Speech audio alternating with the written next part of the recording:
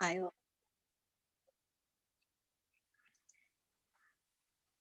So hi Dorrit, welcome to the Fiery Females platform as a guest. You have been on the other side too. before. Thank you. For our viewers, Yes, I have. let me give a quick intro of Dorrit Karlsen from Norway.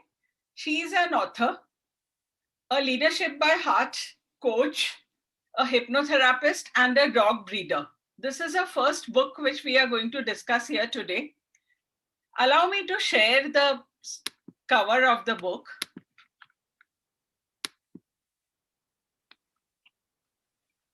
You can see glimpses from Dorrit's life here. I have read the book. There is something in here for every woman, every parent, and everybody who wants to be in control in a life. I think that's whetted your appetite. And now let's start with what Dorrit has to say.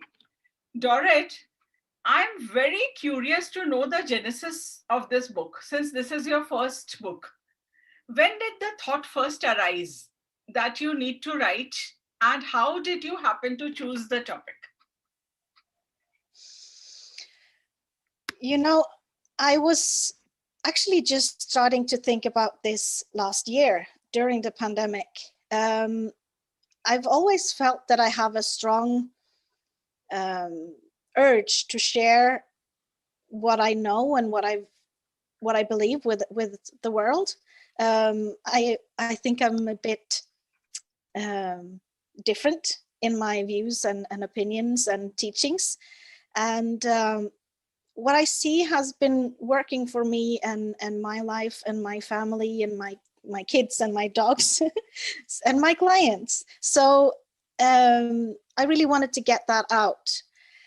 So that the thought was there. And then I happened to meet a lady in America that is a book coach. And she just convinced me that it's not as difficult as I thought it would be, because I was picturing years bent over the computer, grinding and writer's block and all of that. But um, what she did was she gave me a very, very simple tool to connect with my soul, to just get out of my own head and just connect with what's in my heart and in my soul and get it out, not making it complicated, just tell it what it like it is, just get it right from my deepest soul. um, and that's what I did. That's what I want to leave to the world. If I'm gone tomorrow, at least I've shared that with everyone. So that was my intent. Our friend Ogata Rama from Albania has sent in some questions, and she wants to know, how would you convince a friend or someone else to read this book? I don't mean it as a sales pitch, just letting us know why should one read this book and what will be our takeaways from it. Well, like you said in the beginning, in the introduction, here is something for everyone, for all women. Um, my thought behind it was to give tools, to give simple insights that can help. Either you're having issues with relationship uh,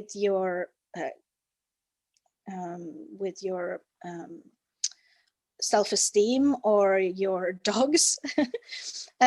Whatever it is, there is value in it, and a little bit of humor, of course. It's me, I can't be serious for a long time.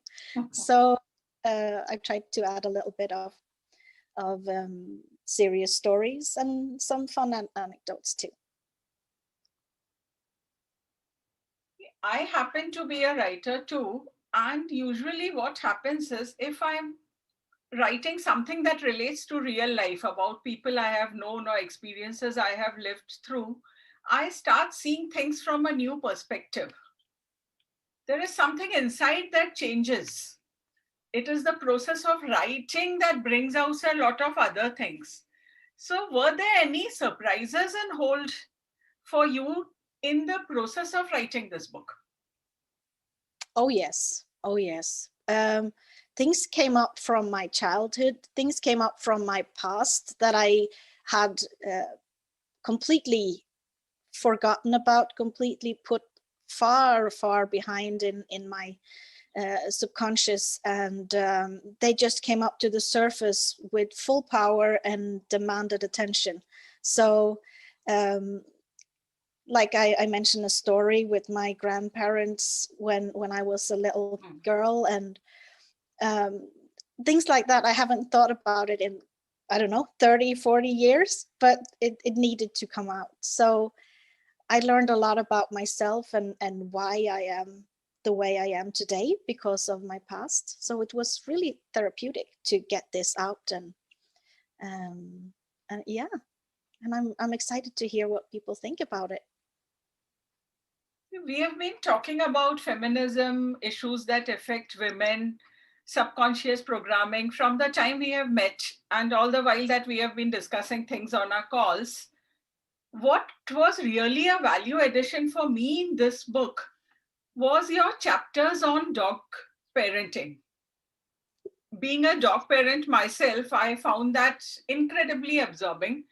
And what I really liked about it is there's a lesson in it for every parent, be it a furry child or child of anything else, because what I see is you do not allow anything to overwhelm you. You have a conscious program in place to train them for the future. And at the same time, you are absorbing all the love that they have to offer. So I see that this experience, it is my perspective, it may have enriched you a lot as an individual. So would you like to say something on this chapter? Most definitely. Growing up with dogs, my nearest neighbor, she was a dog breeder, and I was there every day, and she had like always 20 plus dogs, several litters every year, and it was like heaven for a little girl, you know. And she was a really good teacher. She taught me the dog's language. She taught me how to train them, how to care for them, how to show them, and how to breed them.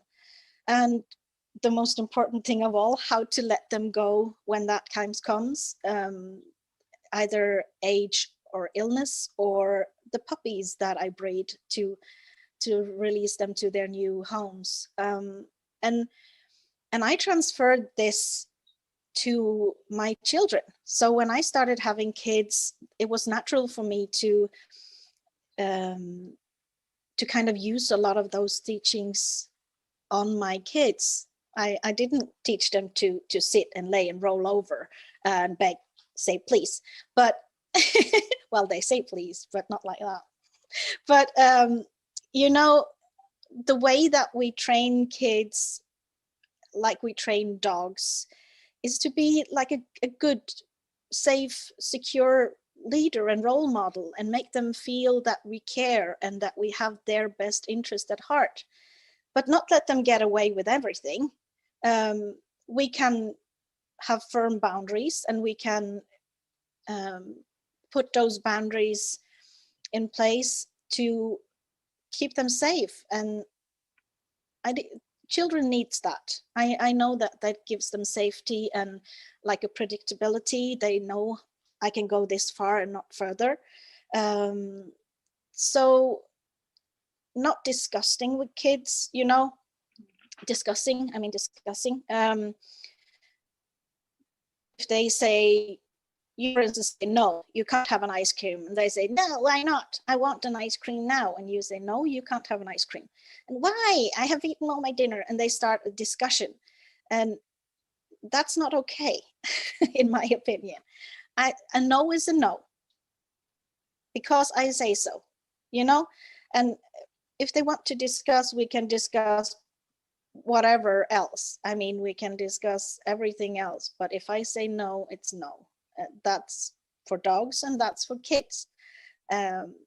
But then again, when they do something good, when they are, I don't know, kind to their siblings, or just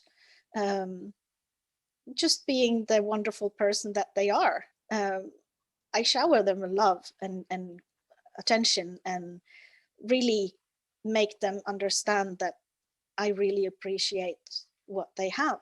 You know, I try to nurture the behavior that I want, if that makes sense. Fantastic. I'm sure parents would find it so inspiring. You also mentioned the point where somewhere inside you changed in your roles as a mother, as a wife, and you learned being fair to yourself.